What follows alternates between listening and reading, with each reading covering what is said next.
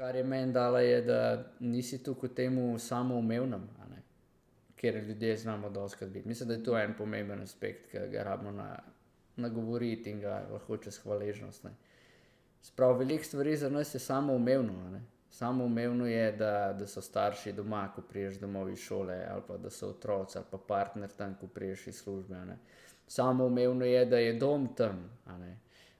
Vse je samoumevno. Samoumevno je, da govoriš konec koncev, ne. Kar sem jaz spoznal, da ni tako samoumevno, ko je oči drži v možgansko kap in sva se učila vsako črko govoriti.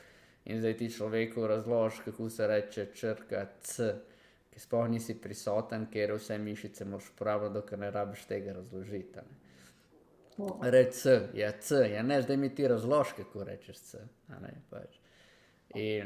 In veliko stvari jemljemo za samoumevno, ne, tudi gib vsak, ne, pač misliš, da je samoumevno, da ti dvigneš šalico, ko jo hočeš dvigniti, ne, ampak se mi zdi mogoče tu, ker si tudi prej rekla mobitel, si hvaležen za mobitel, ja, ampak nisi hvaležen za mobitel, to napravo, a ne, ampak si hvaležen, zakaj ti ta naprava omogoča, a ne, kaj ti da dostop, ne, ker si rekla prej, jaz sem hvaležna, da mi že 5 let dela, ampak če pogledaš, zakaj si res hvaležna, si hvaležna za finančni koncern, a ne, se pravi finančno zanimanje, ker ti ni treba kupiti novega telefona, ne rabiš vlagati denarja v to, ne rabiš vsak mesec plačevati 30 evrov, če ga vzameš na obroke, ali pa zdaj od šusa od enkrat plačati jurja, ali pa 700, 800 ali pa 500 evrov, kakorkoli si pač pripravljen vložiti za to, a ne. In to ti da, ne, poleg tega, da ti da dostop do bližnjih ljudi, kadarkoli se želi z njimi pogovarjati in da te oni lahko kontaktirajo, ne, da imaš dostop do en kup informacij, en kup uporabnih stvari, ki jih lahko gor daš, da si izboljšaš izkušnjo življenja, a ne. Recimo, če nisi vesten pitja, si daš gor aplikacijo, ki te opozarja, da pi, pa spremljaj, da vidiš, če sploh spiješ dost, a ne. Ker imaš lahko glavobole zato, ker ti nimaš dosti dobre hidracije, a ne. Sprav, tu se mi zdi je ono, kar ti pa hvaležnost da, a ne. Da stvari nehajo biti samoumevne, ampak si res tako, kakšen bi rekel, to je sam mikrofon, koliko je fajn, ne, če tle na vrhu se ga dotaknem, lučka ugasne in me ne boste slišali, če pa pritisnem, wow, ne. Ampak kaj še da to je, da dejansko sebe lahko izrazimo v svet, zdaj snemamo pač ta podcast se dogaja v živo, eni bodo pogledali to v posnetku, a ne. In daš lahko nekaj ljudem.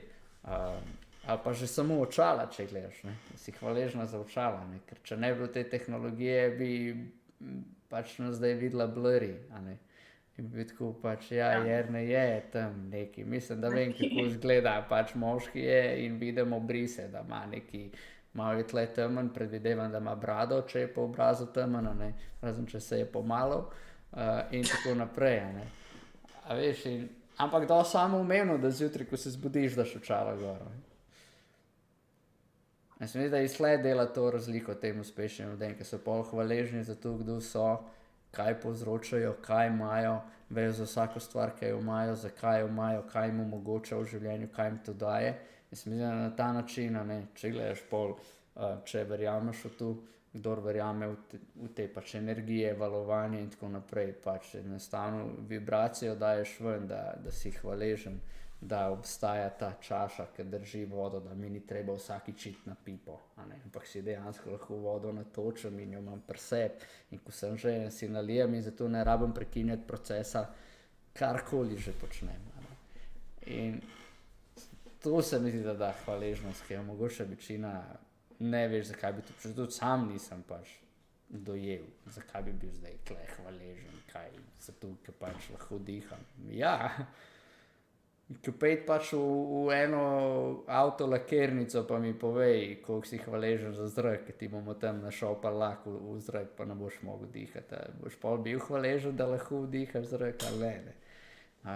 Ampak je kar samoumevno, da ga lahko in da lahko dokaj čist zrak dihaš, a ne, sploh v Sloveniji, ki je veliko zelenja okrog, ki je pač onesnaženo zraka res ničelna napram pejt živeti v London, a ne. Ja. Tako da... Zadnji sem poslušala en podcast in je točno to bilo o tem, da dejansko mi lahko dihamo, a ne. Mi jemljemo dihanje samoumevno, ampak A ti lahko z zagotovostjo trdiš, da boš, ko izdihneš, še enkrat vdihnil?